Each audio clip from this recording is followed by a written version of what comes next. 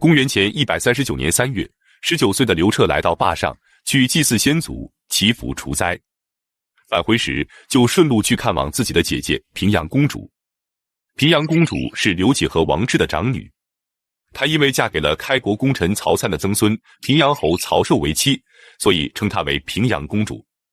她知道皇后陈阿娇一直没有生育，于是就挑选了很多的良家女子养在家中，准备进献给自己的弟弟，选娶为妃。所以刘彻来了之后，他就挑选了10几个女孩，精心装扮了一番后出来拜见刘彻。可刘彻却一个都没看上，平阳公主只能让他们全部退下，连忙命人摆上酒菜招待弟弟，并且喊出歌女们献唱助兴。可让平阳公主没想到的是，她精心挑选的美女刘彻都没有看上，可在这些歌女中，刘彻倒是看上了一个。平阳公主很高兴，连忙让这名歌女去服侍刘彻。刘彻就在他更衣的轩车里将这名歌女给临幸了。见刘彻还挺满意，平阳公主就让把她直接带回宫里去。这名歌女就是卫子夫，是河东郡平阳县人。平阳县就是平阳侯曹寿的封地。他的母亲卫媪是平阳公主家的奴仆，所以卫子夫也从小就在平阳公主家里学习歌舞，成为了一名歌女。按理说，卫子夫已经被皇帝临幸过了，还被带进了宫里，从此就应该获得皇帝的恩宠了。然而，自从他被带到后宫后，就再也没有见过刘彻。直到1年之后，刘彻打算释放一批不中用的工人出宫，在挑选工人的时候，他才又见到了卫子夫。卫子夫哭着请求刘彻让把他也放出宫，让他回家吧。刘彻看他哭得心疼，便产生了怜爱之心，就再次临幸了他。结果这次却让卫子夫给怀上了。刘彻得知后非常高兴，对他的尊宠也就一天胜过一天。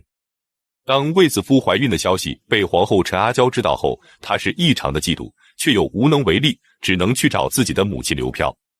刘飘可不是个善茬，为了能给卫子夫一个下马威，他决定拿卫子夫的弟弟卫青开刀。卫青是卫子夫同母异父的弟弟，他们的母亲卫媪有1儿3女。后来他又与来平阳公主家里办事的县吏郑记私通后，生下了一个男孩，取名卫青，于是卫青就成了一个私生子。但是他的母亲只是个奴仆，难以养活这么多孩子，于是只能将卫青送到他亲生父亲郑记的家里。可郑记对这个儿子也是毫不待见，来了之后就打发卫青去放羊。郑家的儿子们也根本不把他当兄弟，而是当成奴仆一样驱使。就这样过了好多年，直到卫青稍微长大一点后，实在受不了郑家人的奴役，就偷偷地跑了回来找自己的母亲。在母亲的求情下，平阳公主就让他做了一名骑奴。现在姐姐卫子夫受宠了，卫青也就被召进了宫里当差，摆脱了奴仆的身份。在这里，他还结交了一个好朋友，名叫公孙敖。就在刘飘为了打压卫子夫，准备杀害卫青的时候，公孙敖便果断地出手了。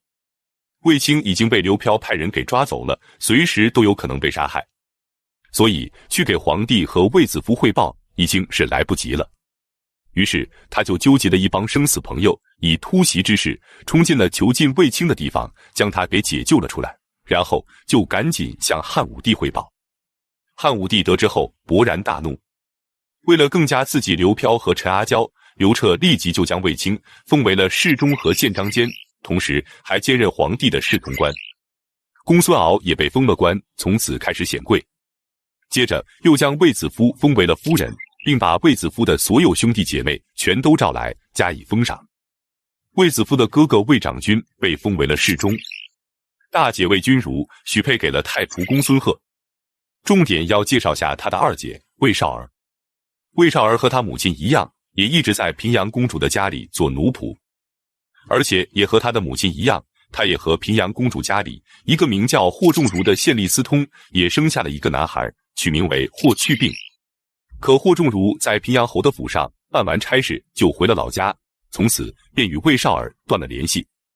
于是霍去病就和他的舅舅卫青一样，也成了一名私生子。霍仲儒走后，卫少儿又和陈平的曾孙陈长开始私通，但他只是个奴仆的身份，陈长和他也只是私通的关系，不可能娶她。现在可不一样了，妹妹卫子夫成为了皇帝的夫人，她也就成为了皇亲国戚，他们的身份也就对等了。于是她便顺理成章地嫁给了陈长为妻。这下皇后陈阿娇实在是没办法了，她为了能生下孩子，前前后后花费了9000万钱之多，可还是没能得偿所愿。而卫子夫却连续地生下了3个女儿。万般无奈之下，他便开始使用媚道害人。可事情败露后，刘彻异常愤怒，要求严查此案。最终，此案牵连的300多人全被诛杀。公元前130年7月，做了11年的皇后陈阿娇被废除了。半年之后，卫子夫又怀孕了。这次，她终于生下了一名皇子，取名为刘据。而且，这也是刘彻从称帝12年以来的第一个儿子，可想而知，刘彻有多高兴。3月，刘彻就册立卫子夫为皇后。至此，她便从一名普通的歌女，成为了大汉王朝地位最高的女人。随着她的受宠，她的家人也都得到了重用，特别是卫青和霍去病。他们之所以能被受宠，是非常幸运的，也或许因为他们的受宠，大汉王朝也是幸运的。本期视频就到这里，感谢观看，下期再见。